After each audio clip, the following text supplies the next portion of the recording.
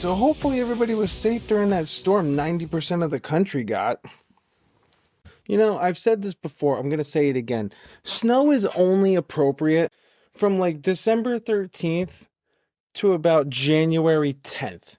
Like, once the magic of the holidays wears off and the whole winter wonderland, oh, we gotta have a white Christmas, that whole bullshit becomes a non entity anymore. Snow just becomes a useless element. What does it do? Make old people throw out their backs? It makes people drive more like assholes than they would on a normal day of their lives. All of a sudden now a little bit of snow comes their way and the toilet paper is just gone like it's COVID again. Oh my gosh. You can last 3 days in a blizzard. I understand. Maybe you might lose power. You're freaking out. But like, I don't know. Shouldn't you normally have toilet paper on hand just regardless? Like, who's out here just not having toilet paper in their house? And then all of a sudden there's news of a blizzard, and that's when the light clicks on. Hey, I should probably go out and get some toilet paper. What have you been using before you came to that realization that you're out of toilet paper in your house? You giving the cat or the dog the side eye? Like, But then, you know what also kind of baffles me? Is how people will then just stock up on all the food in the house because they're worried that they're going to go without food if they don't have power. But guess what, morons? If you lose power, guess what you also lose? Electricity.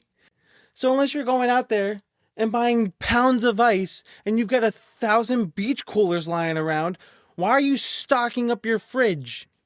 Where are you going to put all of it if it goes bad once you lose your electricity? Just get the essentials. I don't know. I blame the news. I mean, I'm not going to sit here and downplay how much snow we got because it was a fuck ton. But I think the news ultimately just puts people into this mass hysteria of like, oh my God, I'm going to lose power for like X amount of days and I'm not going to have toilet paper and X, Y, Z. Like, people just go fucking crazy because the news just builds up this mass hysteria. Guys, it's not that deep. But speaking of news, how about them Pats, kid? Fucking going into Mile High Stadium and facing a team without their starting quarterback, without their starting running back, and without their starting left tackle. But you know what? Fuck it. A win's a win. But you know what? I gotta be honest. In retrospect, this is kind of like when the only single guys left at last call going home with the leftovers. It's not the prettiest. It's not the most braggable. But you can head home with your head held high. But I think I can speak for most Pats fans when I say that coming into this season, we would have just been thrilled with 10 wins. Like, maybe making a wild card game just functional again after those abysmal last few Belichick years, the Gerard Mayo year. But instead, we're going to the Super Bowl, which is kind of like a fever dream. And look, I'm happy, but I'm not delusional. We got this far just to fucking get smoked in the Super Bowl. At least that's my prediction. Fellow Pats fans, be honest with yourselves. The Seahawks are just the better overall team. They got better receivers. Their defense is just lights out. Plus, for the guy who said, I'm going to fight and die to protect Drake May with everything I got, it truly begs the question of how much Will Campbell actually does got. Because for the past 3 games, he's been getting smoked. But you know what? Whether it's a win or a loss in the Super Bowl, I'm going to be happy because the Patriots really shouldn't even be where they are right now. And honestly, it's just greener grass ahead because this is just a young team. We got the right coach. We got the right personnel. This team's going to be back to being dangerous. And it's all I could ask for as a Pats fan who grew up during the dynasty era. But I got to be honest, it keeps making me think about Belichick. Like, honestly, how do you think he feels watching this from his couch while he's going up and fucking everything over at UNC? I mean, he can't be too unhappy. He's got his hot young girlfriend. He's got the less stress of being in the NFL. But you gotta wonder if he just thinks like, dude, this could have been possible? Like, I could have had another one? If I wasn't such a dickhead, I could have had an actual QB? And that's also kind of why I keep thinking about Bill. It's not about his play calling or his schemes. but it's about the legacy aspect of what Belichick had. Because I don't know if you guys saw this, but this week, Belichick did not make the Hall of Fame the first year that he was eligible. Which sounds insane when you think about it, because over the course of 2 decades, the guy had 333 wins, 6 rings, 8 if you count the 2 that he got with the Giants as an assistant coach, and had arguably the greatest dynasty in all of modern sports. And I think people forgot just how great he was just due to the way that his tenure with the Patriots ended. People want to talk about how he wasn't able to do anything without Brady, his career pre-Brady and post-Brady. He's only got a 44% win streak, all this stuff. But also, a coach is only as good as the weapons that he has available, right? And Belichick was also the master of making nobody into somebody's. I mean, freaking Chris Hogan was a lacrosse player, undrafted free agent, wins a Super Bowl with the Patriots, and what year was that? 2018, always open Hogan? Like, come on. Who did Belichick really have as a quarterback besides Brady? Drew Bledsoe? You ever look at Drew Bledsoe's numbers? It's not like he was rocking a 500 average for career wins. He was slightly below it. And then who's he get after Brady? A low-key washed-up Cam Newton and a low-key glorified backup quarterback in Mac Jones? But ultimately, at the end of the day, the problem was, especially around 2020, the game just completely evolved to where Belichick was trying to instill old school style play, and he just couldn't really keep up with the game anymore. So he kind of outstayed his welcome. But I just don't know how you don't vote that guy in first ballot. Because people want to say, oh, it's Deflategate, it's Spygate. No, I honestly think, one, it could just be bitter fucking people who lost against him all those years, because those were the sore losers that had to vote his ass in, because I don't think the last few years of his NFL career should really have any basis on his legacy, because legacy isn't frozen. To me, I think it moves with context, and when the game changes, the last version people see of you matters, whether that's fair or not. Now, that idea kept bouncing around in my head while I was watching this game, which is how I ended up seeing this fucking absolutely wild commercial. And from what I understand, this commercial initially aired during the Rose Bowl, but then it aired again during the AFC Championship game, which is where I did see it. And it's pretty much just this morbidly obese fat guy talking to the camera, and he's just like, I bet you think I should lose weight. I bet you think I need to hear about your workout routine. I'm gonna focus on what really matters, which is how I feel waking up in the morning. Oh, if you don't think I had a comment for everything this guy fucking said. I bet you think I should lose weight. Fuck yeah, I do. I bet you think I need to hear about your workout routine. You know, buddy, lifting a quarter pounder 4 times to your face hole doesn't count as a 1 pound bicep curl. I'm gonna be focusing on what really matters, which is how I feel waking up in the morning. Newsflash, pal. I don't think you got many of those left. But alright, all fat jokes aside, that's not why I'm bringing this up. Because anyone can make jokes at someone else's expense. That's easy, that's lazy, and honestly, it's not even that funny. Which is contradictory because I just did it. But if that was the whole point, I wouldn't even bother. What is low-key funny, and by funny I mean absolutely fucking absurd, is what they're promoting. And where they're promoting it. Think about it. This aired during football games, where even the biggest guys on the field are peak physical specimens. These dudes are 300 pounds, but they're conditioned, disciplined, and explosive. Former linemen talk about this all the time. Even Jason Kelsey, who said losing some of his playing weight after retirement made his knees and his back feel better. As a former fat guy myself, you don't necessarily want to lose the weight because you hate yourself. You might hate looking at yourself, but you don't necessarily hate yourself. It's also because carrying that much weight on your body, even if it's as low as 5 or 10 pounds, it adds that much more stress to yourself. You become uncomfortable. You ever see those fucking people on My 600-Pound Life? Those people are panting, sweating, sitting down. Sitting down is uncomfortable. And I'm not just talking about the typical 30-plus-year-old who when they sit down, they go, ah. They're not talking about the old people grunts.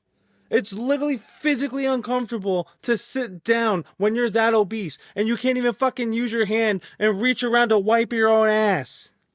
Hey, you know what? Maybe, full circle moment, we figured out where all the fucking toilet paper went. These people need it. I can only imagine if you're 600 pounds, the type of shit that person's taking. Look at this size shit that a bunny rabbit makes versus a Doberman. Quite the comparison. Alright, Mike, let's get back on track here. So to run a commercial basically saying being fat is just easier than being healthy, which I didn't really get too much into the commercial, I'm just kind of making fun of it, but that really was the overall messaging of this thing. During a sport that exists entirely because taking care of your body matters, that's not body positivity, that's really mixed messaging. And here's where it gets even weirder, because the opposite extreme doesn't get this treatment at all. If this treatment were about somebody severely anorexic, nobody would say, "Oh, this is beautiful. We should accept this. Don't question what their choices are." Do you think anybody in their right mind would brand an anorexic person as being brave for quote unquote being who they are? Meanwhile, all they really have is body dysmorphia and a true eating disorder? No, everybody would say that's unhealthy, that person needs help. But when we look at a fat person, it's, oh, we should accept who they are, even though that person is unhealthy and they need help.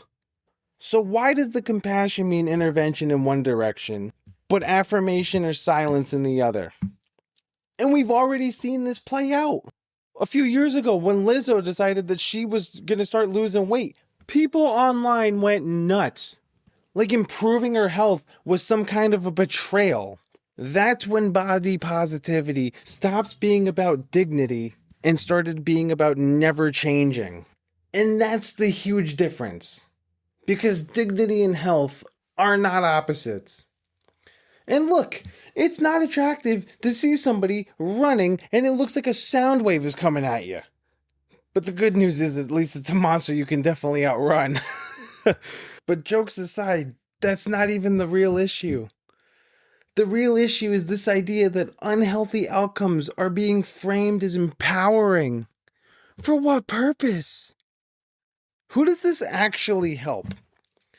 And did anyone else notice something? The commercial used a man. Why not a woman? Because it's still way more socially acceptable to show a fat man than a fat woman? Which is ironic, because unhealthiness doesn't care about gender. It shows up everywhere.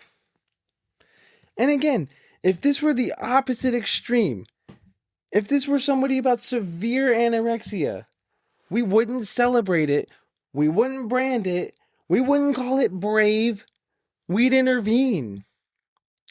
And then I looked it up.